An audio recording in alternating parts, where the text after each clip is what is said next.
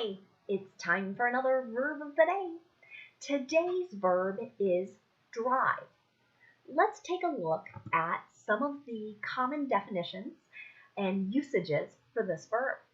The first and thing that probably comes to the top of your mind when you hear drive is to mean to operate and control the direction and speed of a motor vehicle.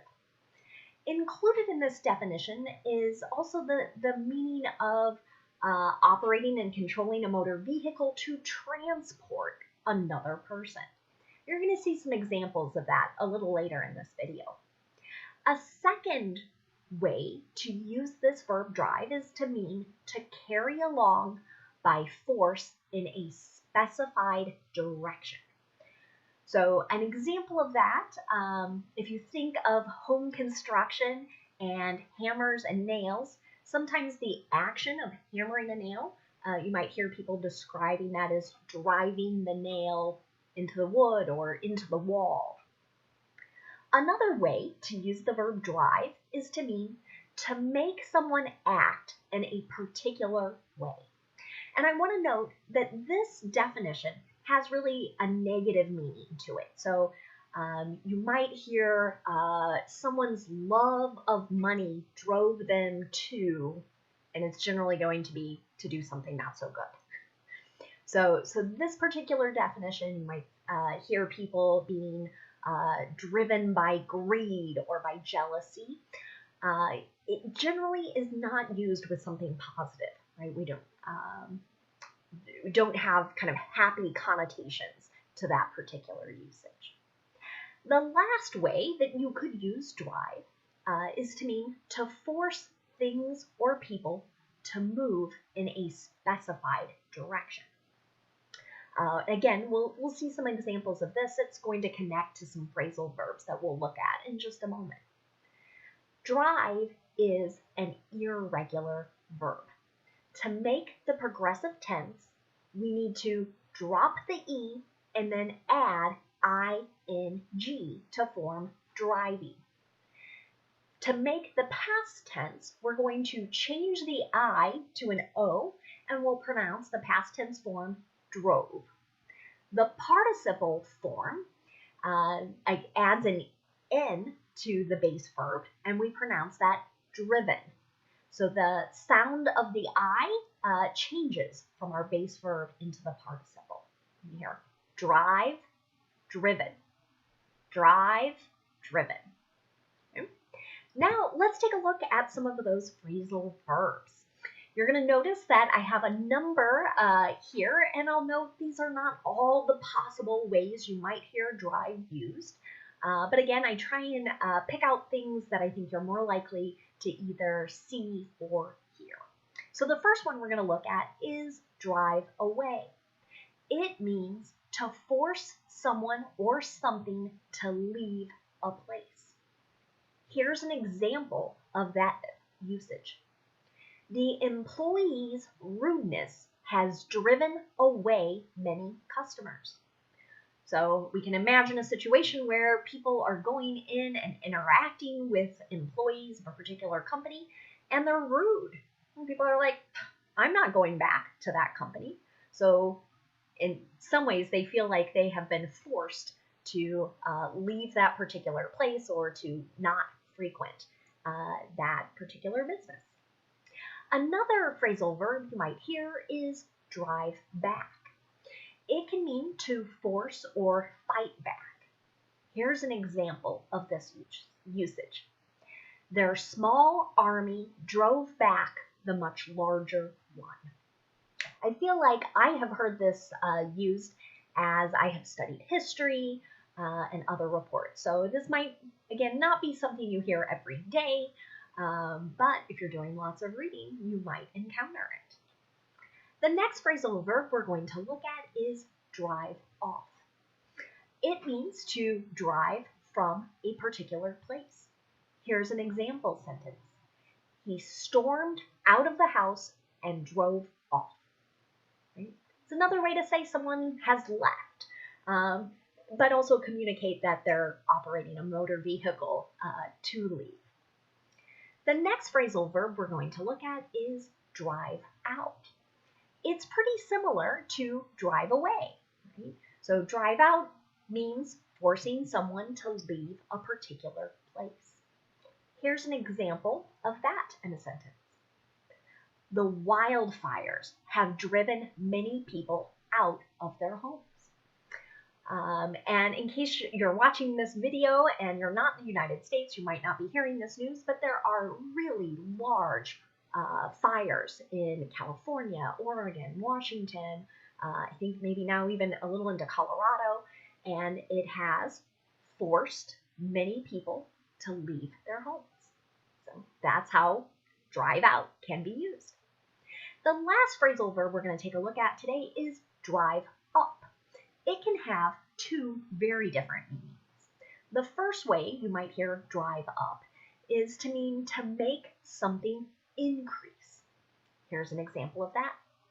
The pandemic drove up grocery prices. So it made, because there were so many people staying at home, you might remember, right, we had this toilet paper shortage. So the price of toilet paper continued to increase because our supply of it was more limited. Another usage for drive up means just to arrive in a vehicle. Here's an example of that. She drove up just as I was about to leave.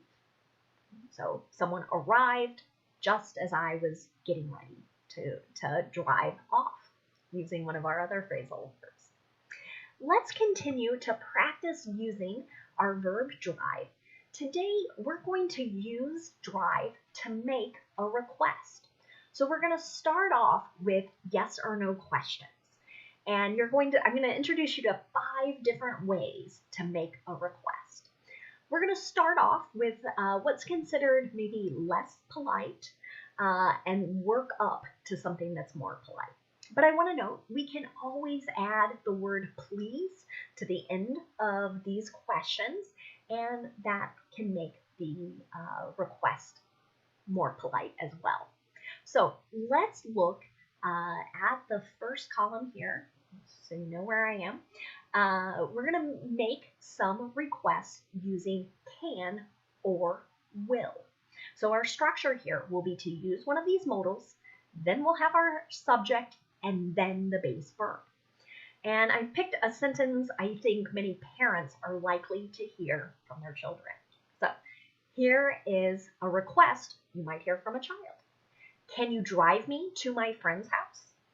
Will you drive me to my friend's house? And when someone makes a request of you in this way, if you want to give an affirmative answer, so you want to agree to do the action they are requesting, you can answer affirmatively many different ways. You could say sure, you could say certainly, you could say of course or no problem. Another way, you could say I'd be glad to do this. I'd be glad to drive you to your friend's house.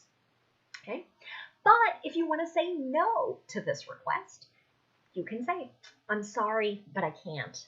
Or you could say, I'm afraid I can't. And some parents would be really comfortable just telling their children, no, I'm not going to do that. Okay? Let's look at a second way to make our requests. The structure here is going to be very similar, but we're going to use the modals could and would. Generally, these are considered to be just a little more polite than can and will. But again, structure's the same. We start with a modal, then we have our subject, then the base verb. Here's an example that maybe you'll hear from a family member or a friend. Could you drive me to the hospital? Or would you drive me to the hospital? Okay? And again, if you want to agree to this, you can say sure, certainly, of course, no problem, I'd be glad to, I'd be happy to. All of those are great ways to say yes. But if for some reason you're busy or you're unable to do it, right, you can say, I'm sorry, but I can't. Or I'm afraid I can't. And again, the wording here is considered to be rather polite. Okay? Let's look at our fifth way to make a polite request. So you can use the phrase, would you mind? And then we're going to use the progressive or ing form of our verb. So here, would you mind driving me to the airport? Okay.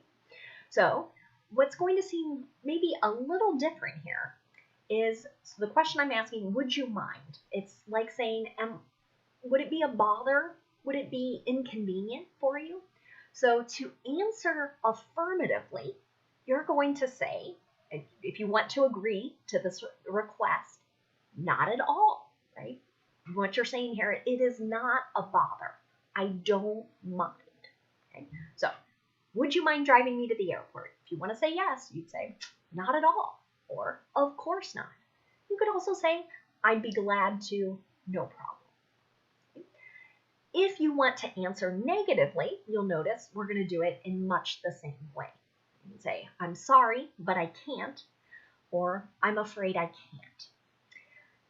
If somebody asks you a question that starts off, would you mind, and they make a request with any sort of action, right? And you say yes, what you might be communicating is, yes, I mind. Yes, it would bother me. So we want to be careful that we don't have that miscommunication between people. So now let's take a look at some words that are related to our verb. And the first word we're going to take a look at has the exact same spelling and the exact same pronunciation. It's just the noun form, drive. And just like our verb, drive as a noun can have many different meanings. The first way we could use the noun drive is to mean a trip or journey in a car. So here's an example of that usage. Let's take a drive to see the changing leaves. If you happen to be in the Midwest right now, there are some really beautiful reds, oranges, yellows in our trees as we progress through the season of fall. A second way we could use the noun drive is to mean determination and ambition to achieve something. So this is going to have a rather positive meaning. Here's an example of that. Her drive to become a doctor is impressive. So we're describing a person who is determined, who is ambitious, who's working hard to achieve that particular goal of becoming a doctor. The next way you might hear the word drive as a noun used is to mean an organized effort to raise money or collect donations. Here's an example of that. They're having a winter coat drive. So this might be something that you see done at schools or other community organizations. Churches many times will have different drives to collect supplies or and sometimes money, of course, to help out with various causes. The last definition that we're going to look at for the noun drive is a forceful stroke made with the swing of a bat or the swing of a racket or by swinging your foot and connecting or contacting a ball. So this usage you might hear from a sports announcer. So here's an example. She drove the ball deep into the outfield. And this might be describing a softball player.